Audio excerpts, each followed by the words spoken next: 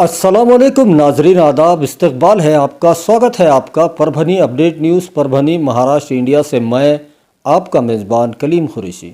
आइए नाजरीन, डालते हैं आज की सबसे अहम और ब्रेकिंग न्यूज़ पर नज़र। नाजरीन, आपको बता दें कि कल 17 अप्रैल को पूरे परभनी ज़िले की अति आवश्यक सेवाएं जो पहले जिनको छूट दी गई थी उन तमाम सेवाओं को बंद कर दिया गया है। 17 अप्रैल से लेकर 22 अप्रैल तक ज़िला प्रशासन ने सख्ती का कोरोना कर्फ्यू लागू किया है, जिसमें ज़िले के तमाम ही कारोबार, दुकानें जिनको पहले एसेंशियल में, अति आवश्यक में शुरू रखने की परमिशन दी गई थी, उन तमाम को बंद कर दिया गया है। कल 17 अप्रैल के दिन जो कारोबार, जो दुकानें खुली रहेंगी उसकी तफसीली मालूमात कुछ इस तरह से है। अपने दर्शकों को बता दें कि कल 17 अप्रैल को ज़िले के तमाम ही भाजी मार्केट, किराना दुकान, बेकरी शोरूम, स्वीट मार्ट, कपड़े की दुकानें और मार्केट की तमाम ही खाद्य पदार्थ की दुकानें बंद रहेगी। तो उसी के साथ में ज़िले के तमाम ही धार्मिक स्थल जिसमें मंदिर, मस्जिद, गिरजा, गुरुद्वारे, बौद्ध विहार, इन तमाम को भी बंद रखा जाएगा। सिर्फ धार्मिक विधि और पूजा प्रार्थना इबादतें करने की इजाज़त रहेगी और सिर्फ 5 लोगों को इजाज़त दी गई है। तो उसी के साथ ज़िले के तमाम school, college, tuition classes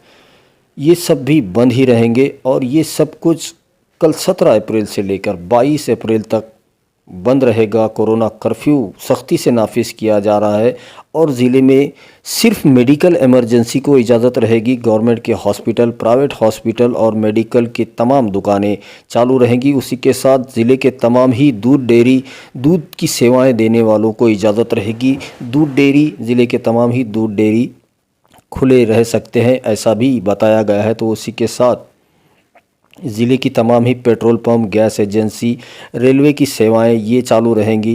transportation में जो मालवाहतुक गाड़ियां हैं वो चालू रहेंगी, जिसमें ज़िला प्रशासन ने और महाराष्ट्र सरकार ने ट्रांसपोर्टेशन मालवाहतुक को इजाज़त दे रखी है, जिसमें तमाम वो टेंडर जिनके पहले से टेंडर अलाउट हो चुके हैं, जिसमें रेती की गाड़ियां आती है, क्योंकि रेती के टेंडर पहले से अलाउट थे और इसमें सिर्फ एक ड्राइवर की ज़रूरत पड़ती है। तो रेती की गाड़ियां चालू रहेंगी। कल रेती के तमाम घाट चालू रहेंगे और उसी के साथ ज़िले में जो बैंक की सेवाएं हैं वो आम नागरिकों के लिए बंद रहेगी। सिर्फ गवर्नमेंट के काम होंगे और बैंक अपने अंदरूनी काम कर सकता है। उसी के साथ गैस एजेंसी, पेट्रोल पंप और जो राशन की दुकानों के चालान भरना होता है वो काम बैंक में कल 17 अप्रैल को होंगे। तो उसी के साथ ज़िले के तमाम ही खेती किसानी के जो काम होते हैं उन तमाम को इजाज़त दी गई है, क्योंकि अप्रैल और मई के 2 महीनों में किसान अपने खेतों में काम करता है, तो खेत में जाने वाले तमाम किसानों को छूट रहेगी। और नाजरीन, ये तमाम जो नियम लगाए गए हैं, सख्ती बरती जा रही है, ये परभनी ज़िले में कोरोना के विस्फोट को देखते हुए ये एक सख्त नियम लगाए गए हैं, जिसमें रोज़ाना दिल दहला देने वाले आंकड़े सामने आ रहे हैं। जिसमें गुज़िश्ता अगर हफ्ते की बात की जाए तो रोज़ाना 15 के हिसाब से कोरोना की वजह से मौतें ज़िले में हुई है और हज़ारों की तादाद में कोरोना पॉजिटिव पेशेंट मिल रहे हैं। इस वजह से 17 अप्रैल से लेकर 22 अप्रैल तक पूरे परभनी ज़िले में कोरोना कर्फ्यू लगाया गया है। इसलिए अपने घरों में रहे, सुरक्षित रहे और जो महाराष्ट्र सरकार ब्रेक द चेन चला रही है, कोरोना की जो चेन है उसको तोड़ने की कोशिश कर रही है, इसमें पूरा सहयोग दे।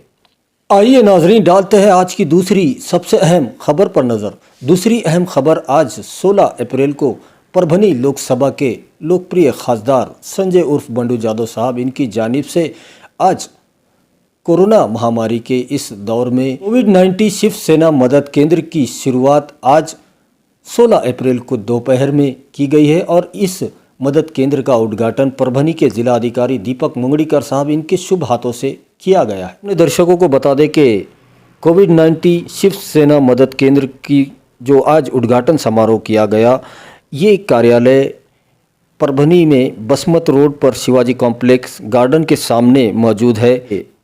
इस मौके पर परभनी विधानसभा के कार्य सम्राट आमदार डॉक्टर राहुल पाटिल साहब मौजूद थे, तो उन्हीं के साथ में परभनी जिला परिषद के सीईओ शिवानंद टाकसड़े साहब भी मौजूद थे, तो उन्हीं के साथ में परभनी महानगर पालिका के आयुक्त देवीदास पवार साहब मौजूद थे, डॉक्टर विवेक नावेंदर, कॉरपोरेटर अतुल सरोदे, गंगा प्रसाद आनेवार आदि की मौजूदगी थी। वहीं आपको बता दें कि परभनी ज़िले से आने वाले तमाम ही कोरोना के पेशेंट और परभनी शहर के अंदर हर हॉस्पिटल में जहां पर भी कोविड-19 का इलाज हो रहा है, ऐसे हर हॉस्पिटल के लिए एक स्वतंत्र व्यक्ति की नियुक्ति खासदार साहब ने की है, जिसकी जिम्मेदारी उनको दी गई है। हर एक हॉस्पिटल जहां पर कोविड-19 के पेशेंटों का इलाज हो रहा है, वहां पर एक व्यक्ति तैनात रहेगा। 24 घंटे उनका मोबाइल नंबर भी दिया गया है। आप बसमत रोड पर स्थित शिवसेना मदद केंद्र से उनका नंबर भी ले सकते हैं और आपको कोविड-19 के तमाम ही मरीज़ों के लिए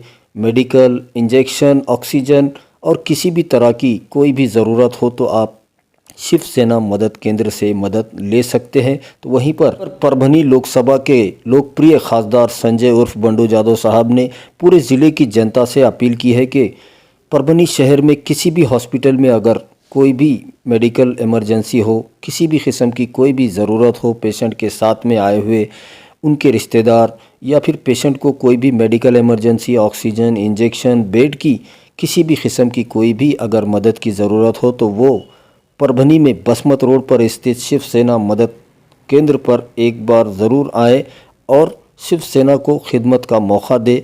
ऐसी अपील परभनी लोकसभा के लोकप्रिय खासदार संजय उर्फ बंडू जादव साहब ने की है। रमज़ानुल मुबारक 2021 शुरू हो चुका है और आज तीसरा रोज़ा रमज़ानुल मुबारक का था, जिसमें परभनी मखदूमपुरे के रहने वाले सैयद अजमल सैयद अज़हर, इन्होंने अपना ज़िंदगी का पहला रोज़ा आज रखा। 10 साल की उम्र में इस मासूम ने अपनी ज़िंदगी का पहला रोज़ा आज रखा और अल्लाह ताला से हम भी ये दुआ करते हैं कि सैयद अजमल साहब के और सैयद अज़हर साहब, इनके जो फर्जंद है सैयद अजमल साहब, इनके पहले रोज़े के अल्लाह ताला बहुत बहुत कबूल करे। आइए नाजरीन, डालते हैं आज की तीसरी सबसे अहम खबर पर नज़र। तीसरी अहम खबर आज 16 अप्रैल को आदर्श ग्राम विकास फाउंडेशन ने परभनी के जिलाधिकारी दीपक मुंगड़ीकर साहब, इनके जानिब से महाराष्ट्र के मुख्यमंत्री उद्धव ठाकरे से ये मांग की है कि पूरे महाराष्ट्र में जितने भी कोविड-19 के हॉस्पिटल हैं जहां पर कोरोना के मरीज़ों का इलाज हो रहा है, ऐसे तमाम हॉस्पिटल में और हर एक वार्ड के अंदर हर बेड के ऊपर सीसीटीवी कैमरे लगाए जाए। आदर्श ग्राम विकास फाउंडेशन की तरफ से परभनी के जिलाधिकारी दीपक मुंगड़ीकर साहब को एक निवेदन द्वारा मांग की गई। रेखाताई मनोरे हमारे साथ में है, उनसे बात करते। ताई, काय निवेदन तुम्ही दिलेलं आहे आज जिल्हाधिकाऱ्यांना आणि त्यांनी काय आश्वासन दिलं, काय मुख्य मागणी आहे तुमचे, काय सांगा? नमस्ते, मी रेखाताई मनेरे, आदर्श ग्रामविकास फाउंडेशनची परभणी महिला जिल्हा अध्यक्ष आहे आणि आमच्या आदर्श ग्रामविकास फाउंडेशनचं संपूर्ण महाराष्ट्रामध्ये सर्वांना एकत्र घेऊन चालू आहे हा एक उपक्रम आहे आणि याच्या संस्थापक अध्यक्ष जयश्रीताई शुक्ला यांच्या नेतृत्वाखाली आज आम्ही परभणी जिल्ह्याच्या ठिकाणी कलेक्टर ऑफिस येथे एक निवेदन देतोय की महाराष्ट्रामध्ये कोरोना महामारीच्या काळामध्ये जे पेशंट संक्रमित झालेले पेशंटचा जो इलाज चालू आहे दवाखान्यामध्ये, तर त्या पेशंटचा इलाज करत असताना काही मृत्यू पावत आहेत, तर त्या मृत्यू झालेल्याचा चेहरासुद्धा त्यांच्या नातेवाईकाला पाहायला भेटत नाही। त्यामुळे आज आम्ही महाराष्ट्रातील सर्व हॉस्पिटलमधील सर्व वार्डामध्ये जेणेकरून जिथे कोरोना संक्रमित पेशंटवर ठेवले जात आहे आणि त्यांचा इलाज होत आहे त्या जागेवर सीसीटीव्ही कॅमेरे लावण्यात यावे अशी मागणी आम्ही परभणी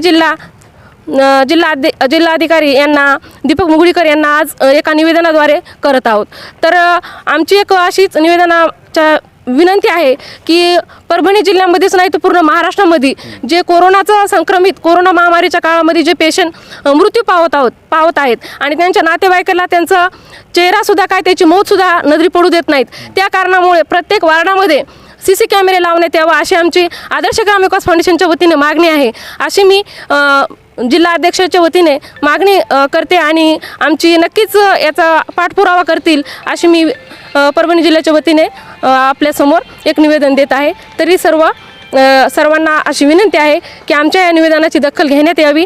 आदरणीय उद्धवजी ठाकरे मुख्यमंत्री साहेब यांना सुद्धा आम्ही जिल्हाधिकारी यांच्या मार्फत निवेदन देत आहोत. हमारे साथ वंचित बहुजन आघाड़ी के महिला जिला अध्यक्ष वंदनाताई संजय जोंदड़े हमारे साथ में है, महिला जिला अध्यक्षा है वंचित बहुजन आघाड़ी के परभनी जिले के. उनसे बात करते हैं. ताई, जो आज निवेदन द्वारा मांग की गई कि सीसीटीवी कैमरे हर दवाखाने में, हॉस्पिटल में जो कोविड के वार्ड है वहाँ पर होना चाहिए, आपको लगता है प्रशासन आपकी इस मांग पर गौर करेगा? काय वाटते तुम्हाला हे होणार?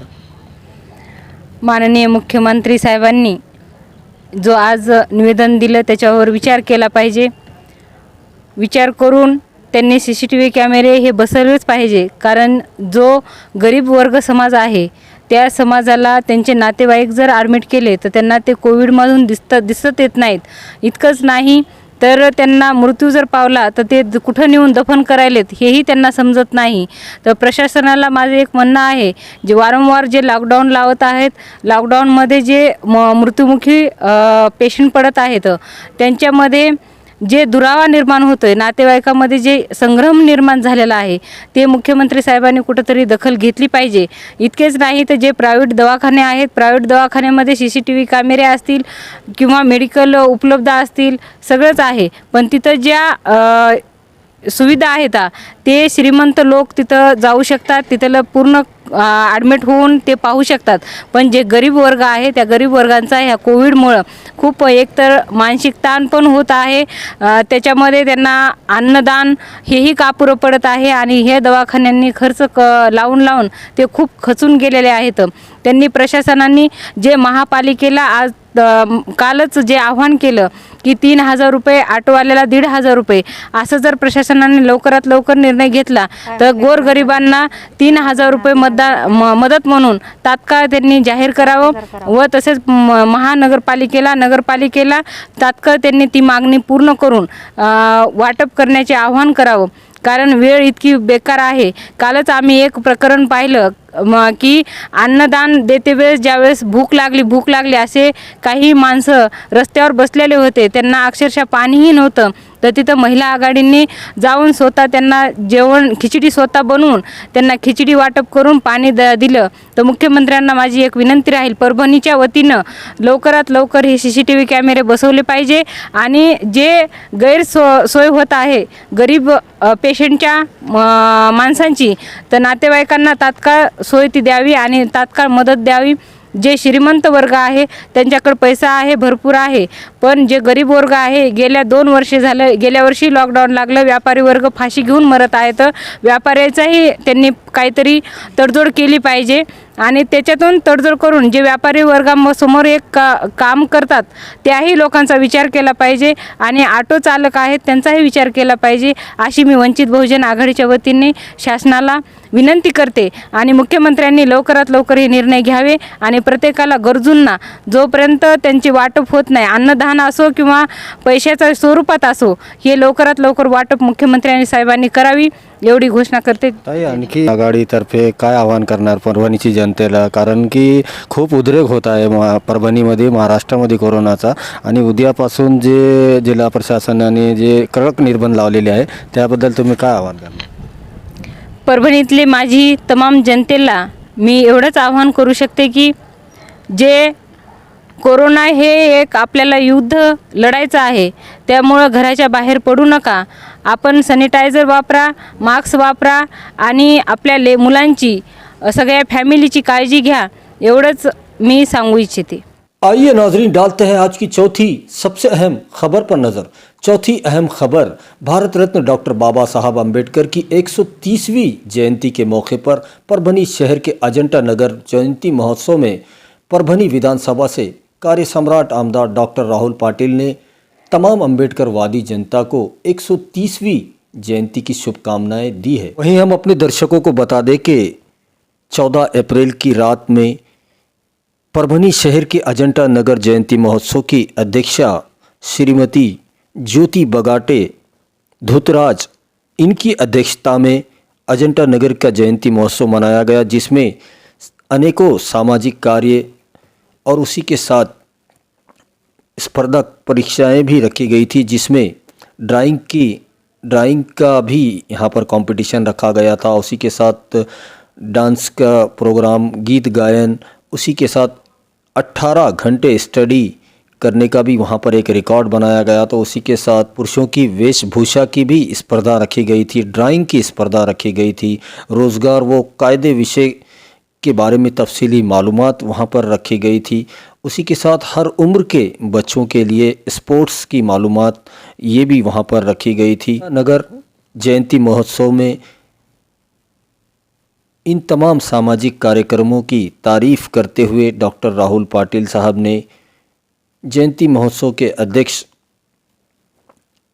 ज्योति बगाटे धुतराज इनकी तारीफ़ की है। आपको बता दें कि 14 अप्रैल 2021 भारत रत्न डॉक्टर बाबा साहब अम्बेडकर की जयंती महोत्सव मनाया गया परभनी शहर के अजंता नगर में।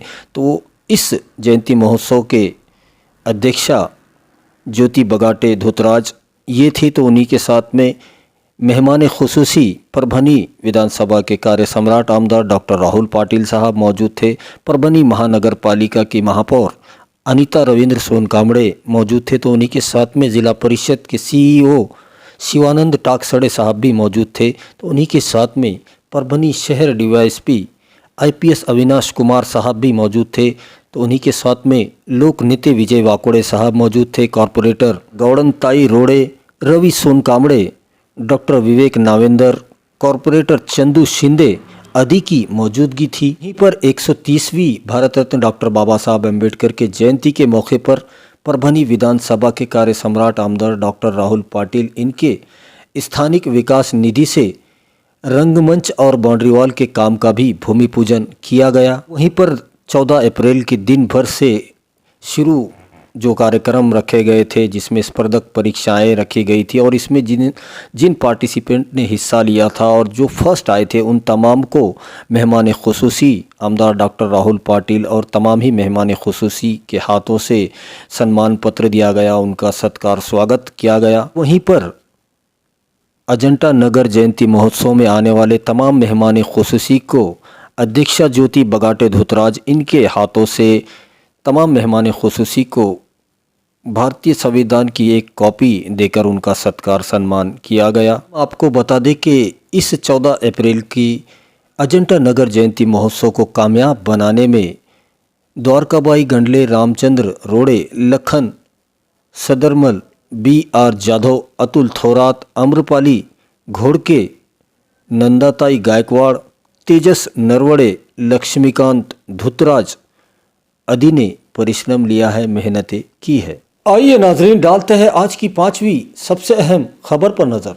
5वीं अहम खबर मेडिकल बुलेटिन है जो रोज़ाना हम आपको सुनाते हैं, जिसमें ज़िले की तफसीली कोरोना के बारे में मालूमात होती है। तो आज 16 अप्रैल का मेडिकल बुलेटिन कुछ इस तरह से है कि अब तक पूरे परभनी ज़िले में 2,07,519 लोगों के स्वैब के नमूने लिए गए थे। इनमें से जिनकी रिपोर्ट निगेटिव आई है, ऐसे लोगों की तादाद 1,82,556 बताई जा रही है। तो वहीं पर अब तक पूरे परभनी ज़िले में कोरोना की चपेट में आने वाले पेशेंट के आंकड़े की अगर बात की जाए तो ये आंकड़ा बढ़कर 24,237 पहुंच चुका है। तो वहीं पर इनमें से जो डिस्चार्ज हुए हैं, पूरी तरह से ठीक हुए हैं, ऐसे पेशेंट की तादाद 18,029 बताई जा रही है।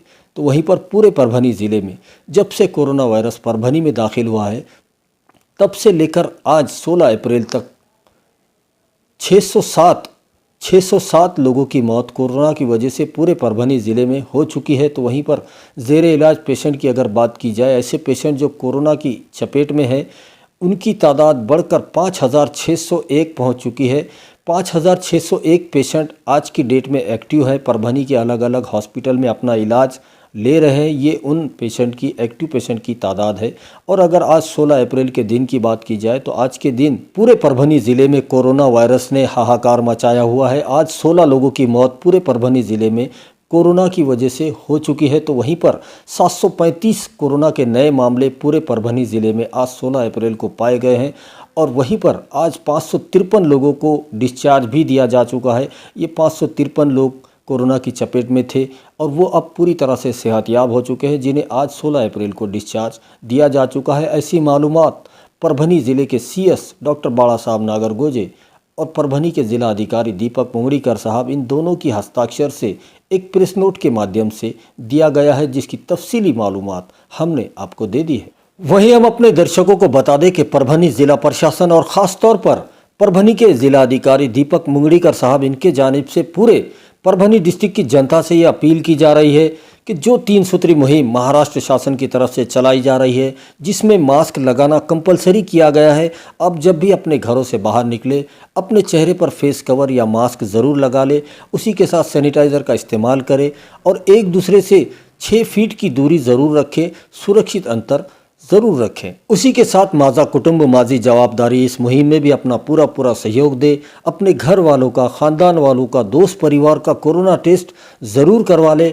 ऐसी अपील ज़िला प्रशासन बार बार आपसे कर रहा है। वहीं हम अपने दर्शकों से गुजारिश करते हैं, ये अपील करते हैं, ये रिक्वेस्ट है हमारी आपसे कि आप हमारे चैनल परभनी अपडेट न्यूज़ को सब्सक्राइब ज़रूर करें, लाइक करें, शेयर करें और कमेंट तो ज़रूर करें, ताकि आप दर्शकों की राय हमें मालूम हो सके। और बेल आइकन का बटन दबाना ना भूलें, ताकि आने वाली हर खबर सबसे पहले आपको मिल सके। तो अपना बहुत ख्याल रखिए, ज़िला प्रशासन की गाइडलाइन का पालन कीजिए, अपने घरों में रहिए, सुरक्षित रहिए और एहतियात कीजिए, ताकि आपको इलाज करने की ज़रूरत ना पड़े। और मुझे दीजिए इजाज़त, आप देखते रहिए परभनी अपडेट न्यूज़।